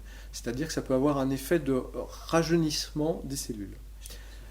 Alors, sauf que après, il faut mettre des bémols. En tout cas, dans le livre, c'est l'explication de Radu Sinamar qui dit que cet or monoatomique quasiment pur qui a été découvert au sein de la base, associé avec un autre... associé avec un élément inconnu quand même, mais donc avait un pouvoir régénérateur de rajeunissement. Et il dit même qu'on pourrait, en ingérant de temps en temps cette substance, pouvoir faire vivre son corps biologique pendant 1 millier d'années. Et il dit c'est pour ça que Massini s'est d'abord jeté là-dessus. Enfin, ou du moins c'était son objectif premier, c'est-à-dire la vie éternelle, hein, presque. Bon. Ceci dit, quand on regarde la littérature, après il y a des bémols, c'est-à-dire moi ce que j'ai lu, c'est que premièrement, ce que l'on appelait les ormes, etc., c'était pas du véritable or monoatomique, c'était ce qu'on appelle de l'or du nano, quoi. C'est de l'ordre de la nanotechnologie, c'est du nano-or, c'est pas du véritable or monoatomique, ce qui fait que y a des gens qui ont dit que l'ingestion de cet or à la dimension nano était préjudiciable, était très mauvaise en fait, que cet or se liait à l'ADN et il ne le faisait pas du tout rajeunir et il ne lui donnait pas vraiment de bonnes vibrations, et qu'au contraire, moi j'ai lu aussi le témoignage de gens qui ont été malades après l'ingestion de ces substances. Mais, encore une fois, il est dit que nous sommes incapables de générer un véritable or monoatomique, d'un seul atome. Ce que l'on génère, c'est quelque chose qui s'en approche, mais qui n'est pas du monoatomique. Qu'est-ce qu'on trouve d'autre sur cette table carrée? Oui, bah, oui, alors là, c'est justement, il y a Radu qui arrive devant cette table. César lui présente l'amphore, il regarde ce qu'il y a à l'intérieur de l'amphore, et là, il y a un fameux bouton rouge. Oui. Donc, aussi bien Christelle que toi, Daniel.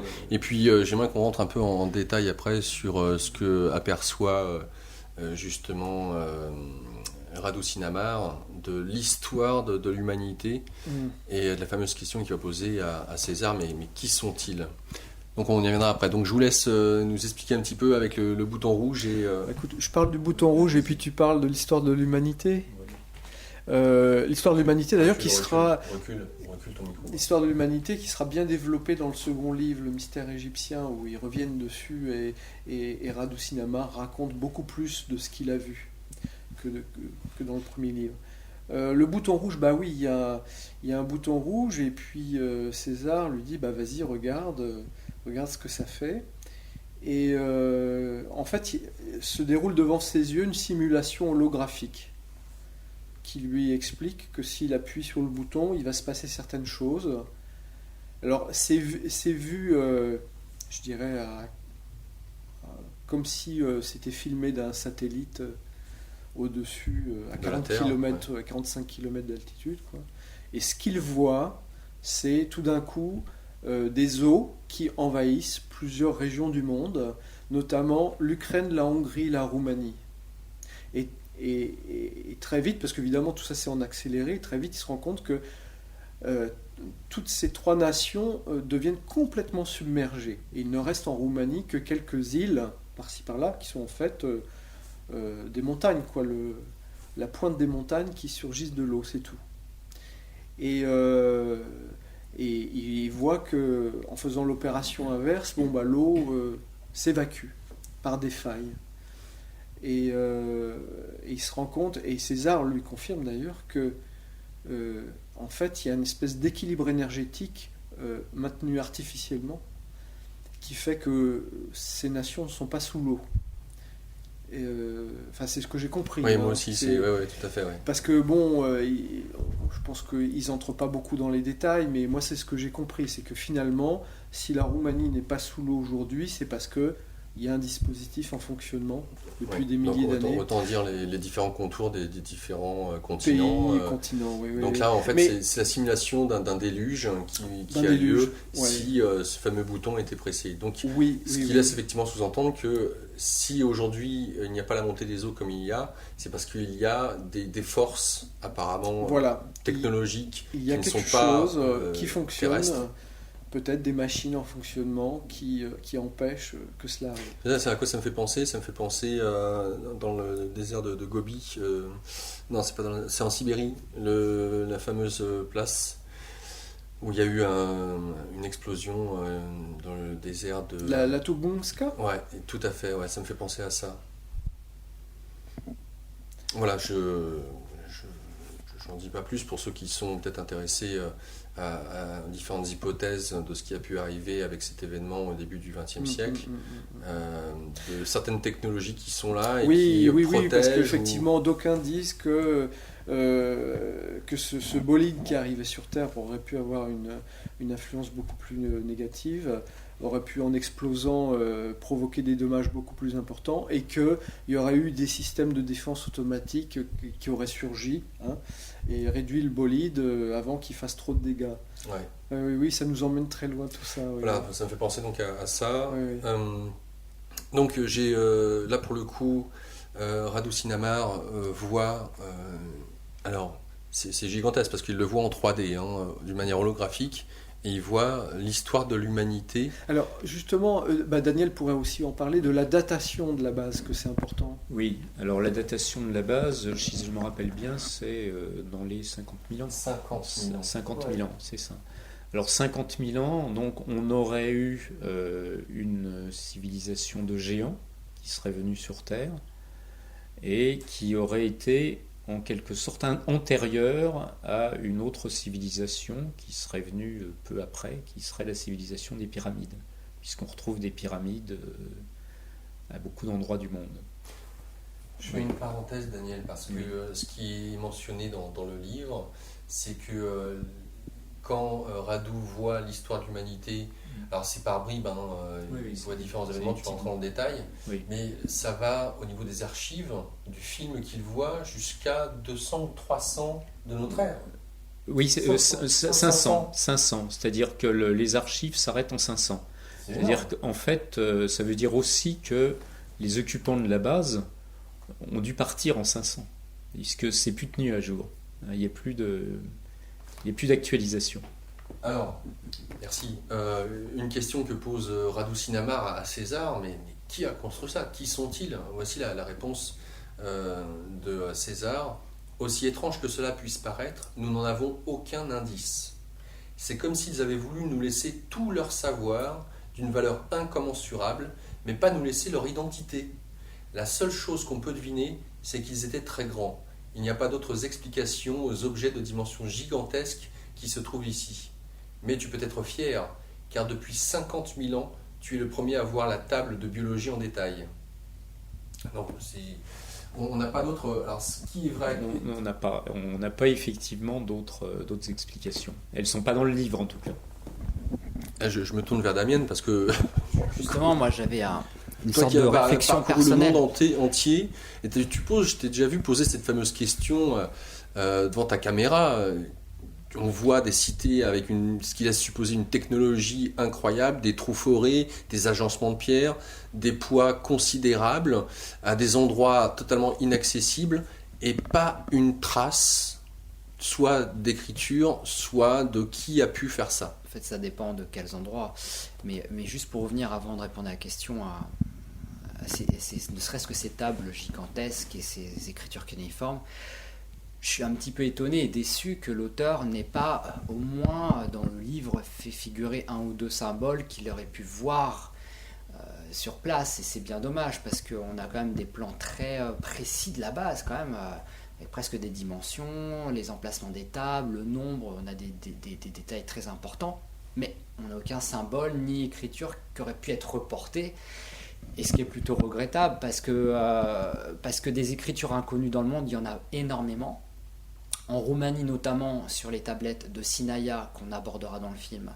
Donc on présente des tablettes justement qui sont très décriées, qui sont rejetées par la communauté scientifique, archéologique, l'histoire, parce qu'il est impossible et improbable pour les Roumains qu'elles puissent rassembler 3 écritures différentes. Pourtant, des tablettes qui rassemblent 3 écritures différentes, ça existe avec la pierre de Rosette. Et sur ces tablettes de Sinaia, on a du grec ancien, une forme de grec ancien, qui n'est pas un grec ancien officiel, mais qui a permis de comprendre que ces tablettes parlaient, on va dire, entre autres, parce qu'il y en a plus de 200, 300, entre autres, certaines tablettes parlaient de la chronique d'un roi Dace.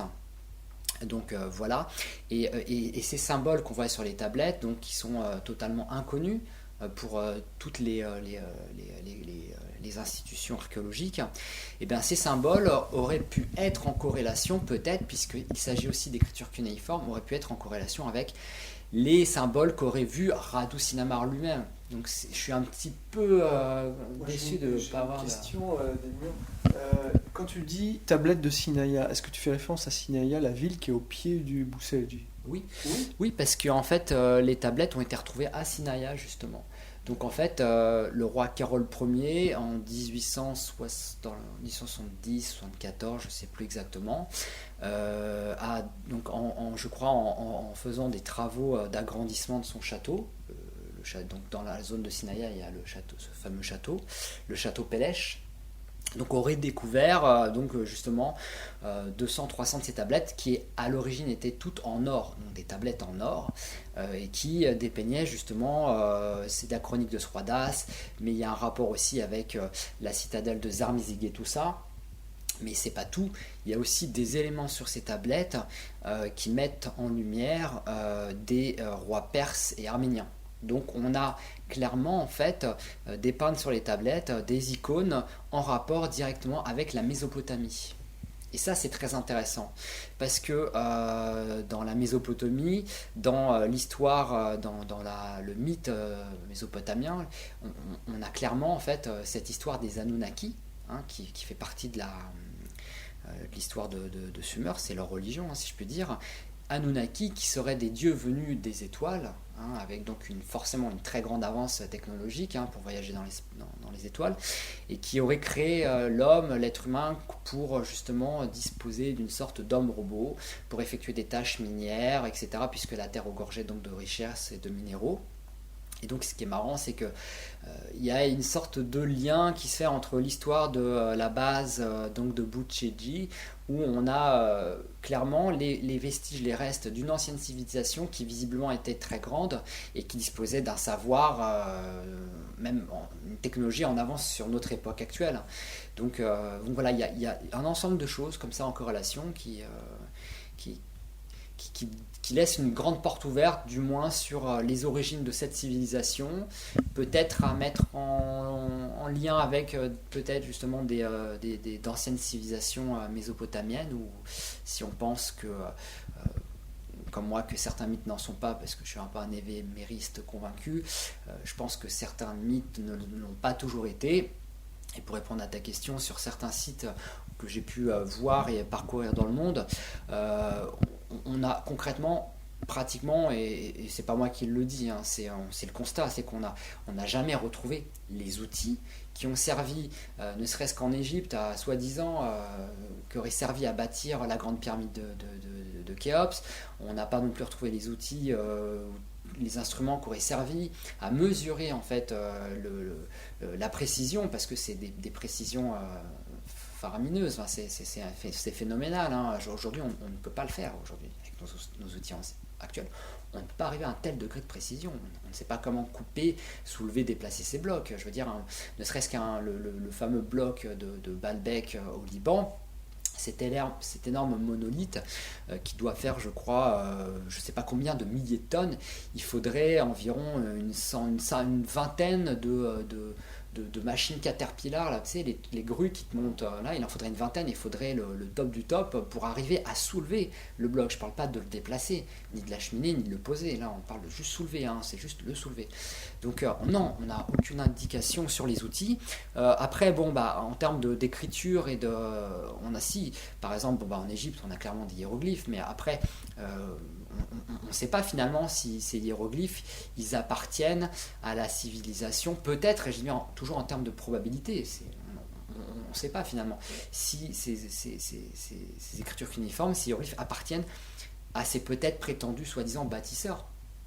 Est-ce qu'il n'y a pas eu de la récupération à un moment, c'est-à-dire que les civilisations arrivent ces anciennes cultures arrivent sur un lieu où il y a déjà des restes d'une ancienne civilisation avant eux, et plutôt que de reconstruire sur les ruines ou machin, ils s'approprient directement les lieux et ils emménagent, on va dire, si je puis dire, dans ces structures déjà mises à leur disposition, et peut-être que derrière, ils vont venir ajouter comme une sorte de couche en plus leur culture à eux, ce qui au final, en fait, on a dans sa globalité, nous à première vue on découvre quelque chose, on pense que ça a appartenu à telle civilisation, mais en fait ça a pu appartenir à d'autres civilisations qui se sont succédées et qui ont investi les lieux à chaque fois. C'est une hypothèse. D'ailleurs, je me tourne vers Daniel ou toi, Christelle. Il n'est pas fait mention dans le livre que ces découvertes seraient issues d'extraterrestres. Ce n'est pas mentionné. Alors je ne sais pas ce qu'il en est dans les autres ouvrages, parce qu'on parle de géants, mais on sait que, puisque avec Damien, je crois qu'on avait parlé hors antenne, il a été trouvé des artefacts où on voit des dinosaures surmontés d'êtres humanoïdes. Donc on voit la taille d'un dinosaure, un tricératops avec un humain dessus, on veut se dire mais combien il mesurait. Et de surcroît, on l'a précisé dans la première partie, 90% de l'histoire de l'humanité serait fausse d'après ce qu'a pu voir Radu Sinamar, notamment sur la disparition des dinosaures, sur l'histoire de l'humanité, les prophètes. Alors, qu'est-ce que on peut aborder, puisqu'on ne parle pas d'extraterrestres, on ne parle pas de base extraterrestre, qu'est-ce qu'on peut aborder dans les autres ouvrages? Alors, moi je voudrais répondre succinctement. Je sais que Daniel aussi a plein de choses à dire. Oui, j'ai sous-titré le livre Découverte au BCJ. J'ai mis un sous-titre Base extraterrestre et Histoire de l'humanité.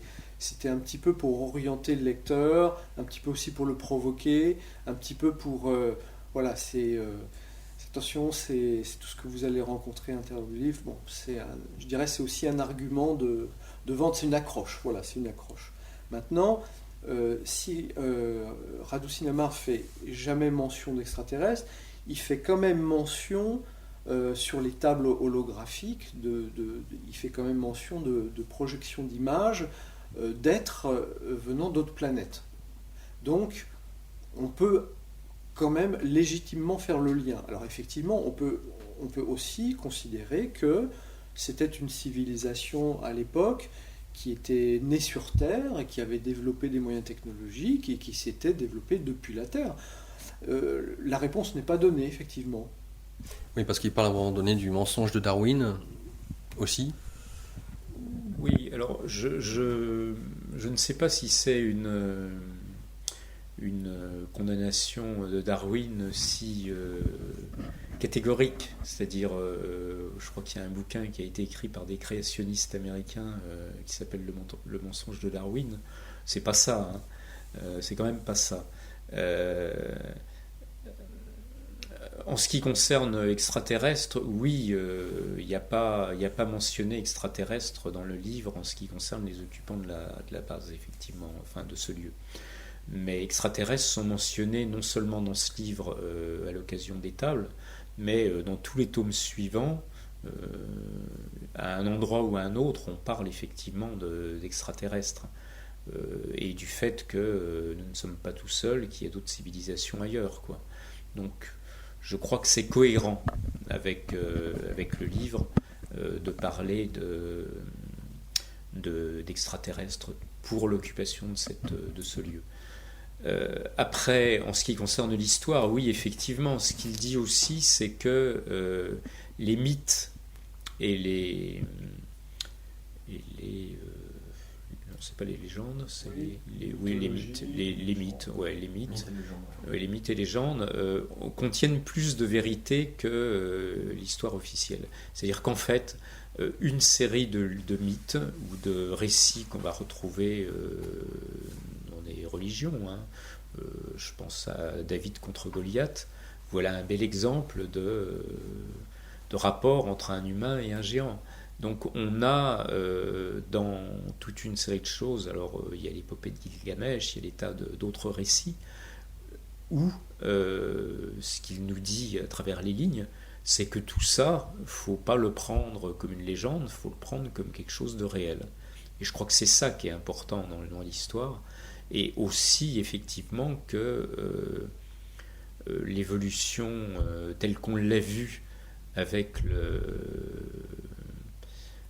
cette évolution qui est très mathématique, scientifique et très endogène en fait, hein, qui était uniquement endogène, c'est peut-être pas ça la vérité, quoi. C'est-à-dire qu'il y a peut-être une évolution qui s'est faite avec des interventions ou des pas prises de contrôle, mais oui, c'est ça, des interventions venant de l'extérieur, quoi. C'est-à-dire ce n'est pas qu'une évolution telle qu'on le croit nous, très...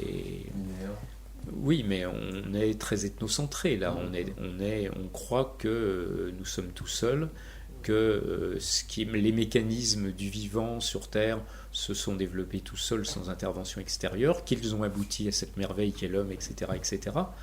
Et là, on est terriblement centré sur nous-mêmes, aussi bien par prétendre que nous sommes les seuls êtres intelligents dans l'univers. Il y en a beaucoup qui le croyaient. Enfin, si on relit des revues, maintenant ils disent un peu moins, parce qu'il apparaît qu'il y a des planètes extraterrestres en quantité. Mais il n'y a pas longtemps, il y a 10 ans ou il y a 15 ans, quand vous lisiez Ciel et Espace par exemple, c'était clair qu'il n'y avait qu'une seule espèce intelligente par le plus grand des hasards. C'était nous sur Terre, presque cocorico, quoi. On est les seuls, les plus beaux, les plus grands, les plus intelligents. Et là, je crois qu'il y a une sérieuse leçon de modestie qui nous est aussi apprise par ces bouquins, c'est que il y a plus avancé que nous. L'histoire n'est pas tout à fait ou même pas du tout celle qu'on croit.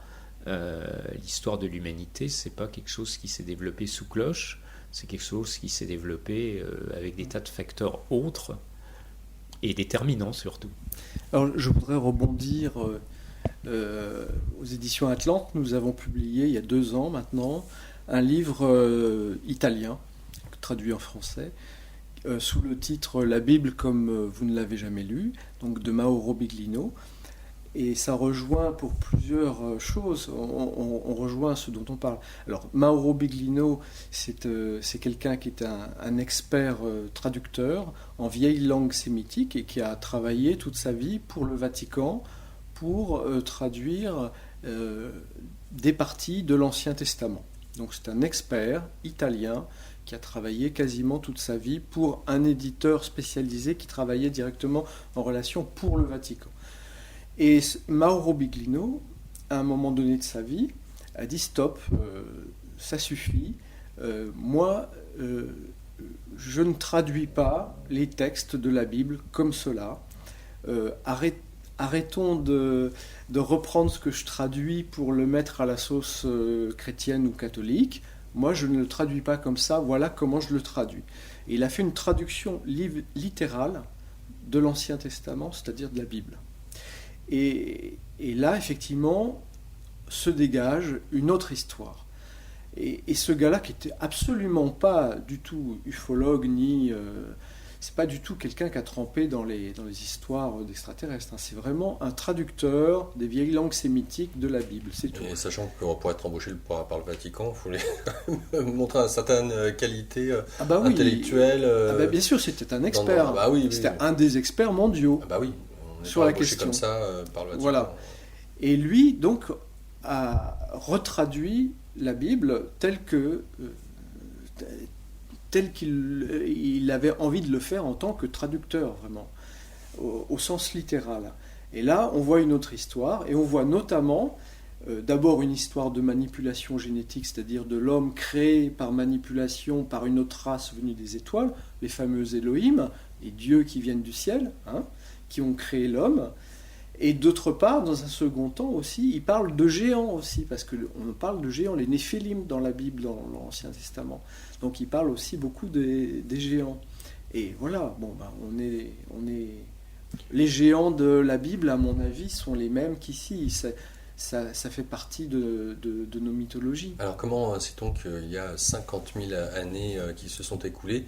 C'est quelque chose qui est très intéressant, c'est que à travers la vision holographique que peut avoir Radu Sinamar, et que César a déjà eu, puisqu'il a expérimenté la machine auparavant, il s'aperçoit qu'il y a des datations qui sont possibles et qui sont faites en rapport avec les constellations et leur positionnement dans les étoiles. Oui, en fait, c'est très simple. C'est que dans les projections d'images qui ont lieu dans la salle des projections, il se trouve que régulièrement est projetée l'image du ciel, l'image des étoiles, donc des constellations. Et en fait, avec nos notions astronomiques modernes, on sait très bien faire des datations à partir de la position des étoiles dans le ciel. Donc c'est pour ça qu'ils en arrivent à estimer l'ancienneté de la base à une fourchette entre 55 et 50 000 ans. Oui, c'est quelque chose d'assez gigantesque. Alors je vais vous faire saliver, chers internautes, je cite: « Je vis la vérité sur l'ancienne civilisation égyptienne et comment leurs grandes pyramides furent construites. Vérité tout autre que celle que les égyptologues veulent nous faire avaler. Je vis ce qui s'est réellement passé pendant le déluge et quelles furent les civilisations qui repeuplèrent la terre. Mais je n'ai pas le droit de le révéler car cela implique des réalités choquantes pour l'esprit et la conscience humaine contemporaine. Initialement, je pensais que le projecteur allait me montrer le passé de l'humanité, de ses origines jusqu'à la constitution du Bouzégui. Puis je vis que les projections montraient les principaux aspects historiques de l'évolution des diverses races de la planète jusqu'au 5e siècle après Jésus-Christ. Cela signifiait que les géants qui avaient construit tout le dispositif maîtrisaient parfaitement la temporalité car ils avaient trouvé le moyen d'actualiser les données. Il semblait que la dernière actualisation avait eu lieu en 500 après Jésus-Christ. Mais personne n'était en mesure de dire pourquoi les informations historiques s'arrêtaient à cette date. Je vis Jésus-Christ et sa crucifixion, qui est aujourd'hui niée par beaucoup de personnes. Je peux dire que pendant cette période, beaucoup de choses se sont passées, beaucoup plus incroyables que celles présentées dans les évangiles. Les projections m'ont révélé que de nombreuses personnes venaient d'autres périodes historiques et qui ont assisté à la crucifixion de Jésus. Ces êtres qui ne se distinguaient pas des autres Hébreux présents, avec le même style d'habillement, avaient en fait des traits de visage fort différents et s'efforçaient de rester discrets. L'hologramme me présenta également des séquences de la vie et des missions spirituelles d'autres personnages exceptionnels, preuve de la divinité de l'humanité du passé très éloigné. J'ai vu ainsi les actions de grands réformateurs d'il y a 18 ou 20 000 ans, sur lesquels nous ne connaissons absolument rien.